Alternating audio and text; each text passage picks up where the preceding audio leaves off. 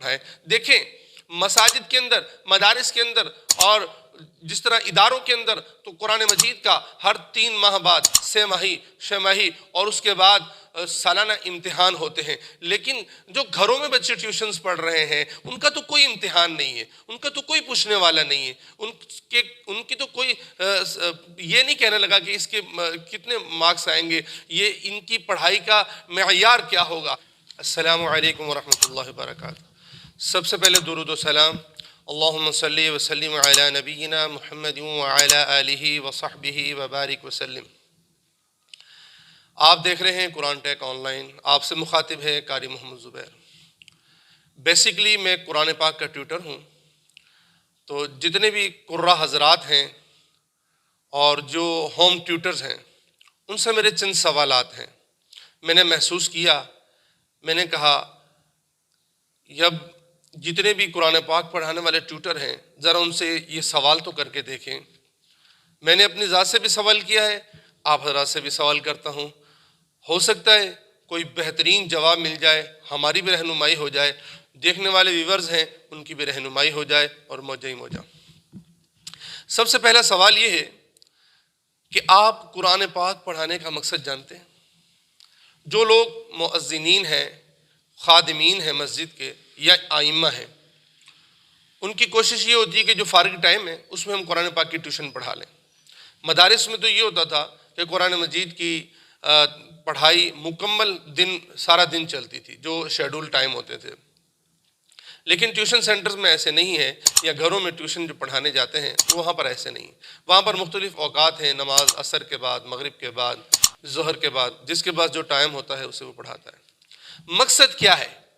مقصد کیا آپ جانتے ہیں کہ قرآن مجید صرف ہمارا ایک روزگار ہے، یا قرآن مجید ہمارے پارٹ ٹائم جاب ہے، یا قرآن مجید بچے ہوئے وقت کے اندر، یا اس کٹھن دور کے اندر، اس مشکل دور کے اندر جس دور میں ائمہ کی تنخواہیں بالکل نہ ہونے کے برابر ہیں، مؤذنین کی تنخواہیں نہ ہونے کے برابر ہے، خادمین کو تو کوئی پوچھتے ہی نہیں ہے، تو اس دور کے اندر اگر کہیں سے کوئی ٹیوشنز مل جائے، وہ قرآن پاک پڑھانے والا، گلی میں بچہ، محلے کے اندر رہنے والے لوگ جو ہیں وہ چاہتے ہیں کہ ہمارے بچے کی اچھی تربیت ہو، اچھی پڑھائی ہو، مدرسے میں زیادہ ٹائم نہیں ملتا، زیادہ توجہ نہیں ہوتی، اور مدارس کے اندر کئی قسم کے جو ہے وہ مسائل سامنے آ جاتے ہیں، اس ڈر کی وجہ سے لوگ اپنے بچوں کو اپنے گھروں میں ٹیوشن پڑھانے شروع کر دی ہے۔ تو میرے محترم دوستو، جتنے بھی قرہ حضرات ہیں ان سے میرا سوال ہے، کیا قرآن پاک پڑھانے کا مقصد وہی ہے جو ہم مدارس میں پڑھایا کرتے تھے؟ کیا قرآن پاک پڑھانے کا مقصد وہی ہے جو ہم مساجد میں پڑھایا کرتے تھے؟ کیا قرآن پاک پڑھانے کا مقصد ہمارا اب بھی ہم گھروں میں جا کے جو پڑھاتے ہیں اب بھی وہی مقصد ہے ہمارا؟ میرے محترم دوستو، ذرا اس سوال کو ہم ضرور اپنے آپ سے پوچھیں اور سوچیں کہ ہمارا مقصد اب بھی وہی ہے یا مقصد بدل گیا۔ نمبر 2، قرآن ایک دین کی خدمت سمجھ کر کی جا رہی ہے۔ قرآن پاک کو پڑھانا ایک دین کی خدمت سمجھ کر پڑھایا جا رہا ہے، یا گھروں میں جا کر صرف پارٹ ٹائم جاب کرتے ہیں؟ یہ پہلے بھی میں عرض کر چکا ہوں، دوبارہ اس کو۔ نمبر 3، قرآن پاک پڑھانے میں یہ جان کر کے یہ دین کی خدمت ہے یا نئی نسل کی تربیت ہے؟ کس وجہ سے قرآن پاک پڑھاتے ہیں؟ ہاں جی، یہ قرآن مجید کی خدمت کر رہے ہیں، یا دین کی خدمت کر رہے ہیں، یا نئی نسل کی تربیت کر رہے ہیں، نئی جنریشن کی تربیت کر رہے ہیں؟ یہ تو حقیقت ہے۔ اگر ہمارے والدین نے ہمیں قرآن مجید کی طرف نہ لگایا ہوتا، نہ پڑھایا ہوتا، نہ قرآن مجید کے ساتھ کوئی تربیت دی ہوتی، تو آج ہم بھی قرآن پاک سے کوسوں دور ہوتے۔ اسی طرح جتنے بھی قرہ حضرات ہیں وہ اسی طرح ہی جو ٹیوشنز پڑھاتے ہیں بچوں کو، وہ یہی سمجھ کر، یہی جان کر، یہی مقصد اور یہی اپنے اوپر سوار کر لیں کہ ہم نے قرآن مجید جو دوسروں کو، بچوں کو مسجد میں جس طرز پر پڑھایا جاتا تھا یا مدارس میں جس طرز پر پڑھایا جاتا تھا، ہم لوگوں کے گھروں میں جا کر ان سے فیس جو وصول کرتے ہیں وہ ہمارے وقت کی ہوتی ہے، آنا جانا اور موٹر سائیکل کا پیٹرول ہے، اس کی جو فیس ہوتی ہے وہ ہم لیتے ہیں، لیکن جو وقت ہم دیتے ہیں وہ امانت ہوتا ہے۔ اس وقت میں ہم ان کی تربیت ویسی ہی کریں گے جیسے مدارس میں کیا کرتے تھے۔ کیوں کہ قرہ حضرات کی، جیسے میں تقریباً عرصہ 7 سال سے یہاں ٹیوشنز پڑھا رہا ہوں، اور میں ایک مسجد کا امام و خطیب بھی ہوں، اور اس طرح دوسرے میرے ساتھ تعلقات بھی ہیں، تو ان سب چیزوں کو مد نظر رکھتے ہوئے کافی سارے بچوں کے والدین کی جو شکایات مجھ تک پہنچی ہیں، انشاءاللہ اس شکایات پر بھی انشاءاللہ العزیز ہم جو ہے ایک ویڈیو بنائیں گے۔ تو آج کی ویڈیو بنانے کا مقصد یہی ہے کہ ہمارا قرآن پاک پڑھانے کا مقصد جو مسجد و مدارس ممبر و محراب میں تھا وہ لوگوں کے گھروں میں جا کے پڑھانے کا وہی مقصد رہا یا تبدیل ہو چکا؟ اس سوال کو آپ ضرور غور کیجئے گا۔ اور اگلی بات کہ روزی رزق اللہ رب العزت ان اللہ هو الرزاق ذو القوۃ المتین، وہ اللہ نے دینا ہے۔ قرآن مجید کی جو خدمت کرتے ہیں، جو مساجد کی خدمت کرتے ہیں، جو دین کی خدمت کرتے ہیں میرے محترم، وہ اللہ تعالیٰ انہیں جو ہے ضائع نہیں کرتے، اللہ تعالیٰ انہیں ضائع نہیں کرتے۔ تو یہ چند سوالات تھے، سوالات اور بھی ہیں، ویڈیو لینتھی ہو جائے گی، اس وجہ سے میں نے انہی چند سوال پر جو ہے اکتفا کیا ہے۔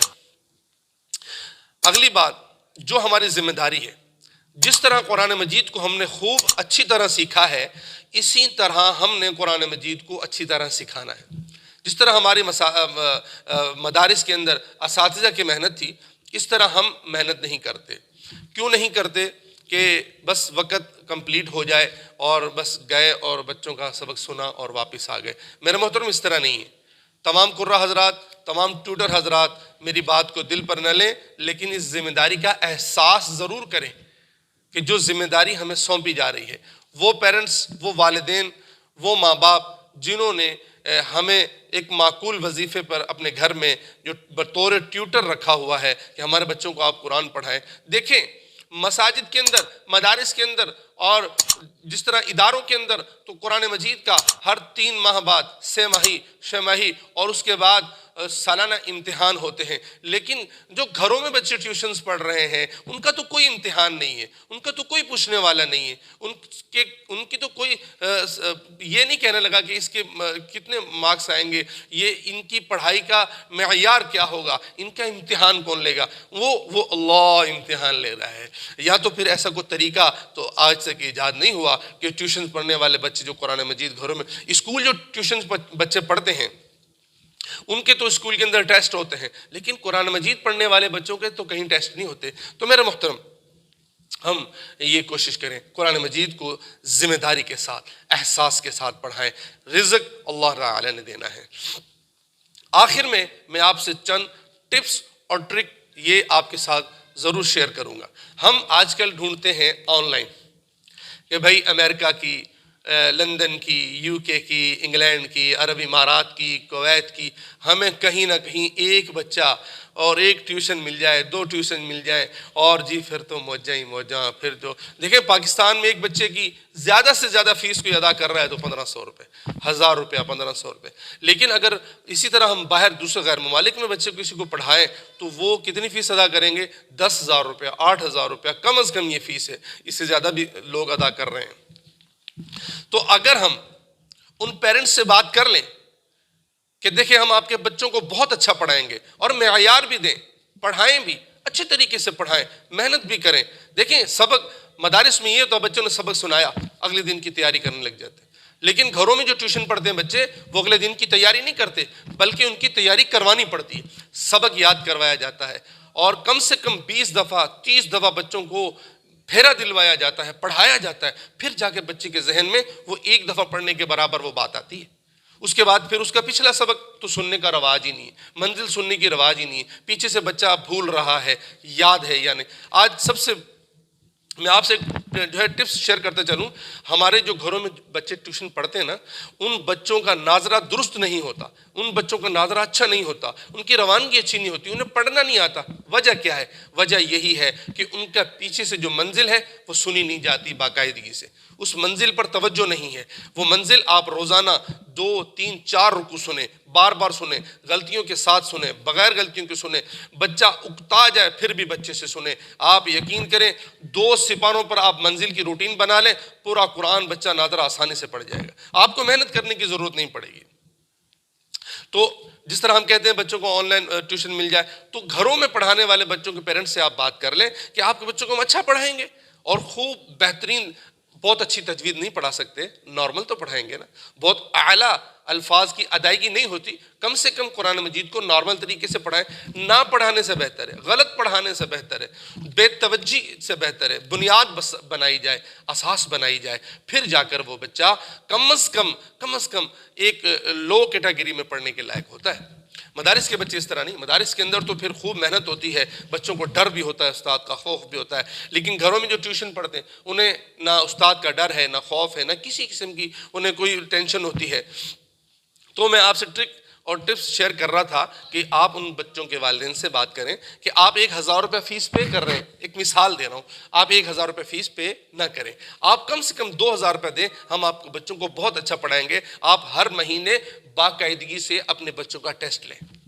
اور ایک اور میں آپ کو ٹرک بتاتا چلوں، یہ ٹرک آپ کو شاید ہی آپ کے ذہن میں ہو کہ جو روزانہ کی بنیاد پر آپ سبق پڑھیں، بچوں کو پڑھائیں، ان سے سنیں، اس سبق کو آپ جو ہے وہ بریکٹ لگائیں، یہاں سے یہاں تک آپ نے پڑھا ہے اور یہ جا کر آپ نے اپنے والدین کو سنانا ہے۔ اس کا سب سے بڑا فائدہ کیا ہوگا؟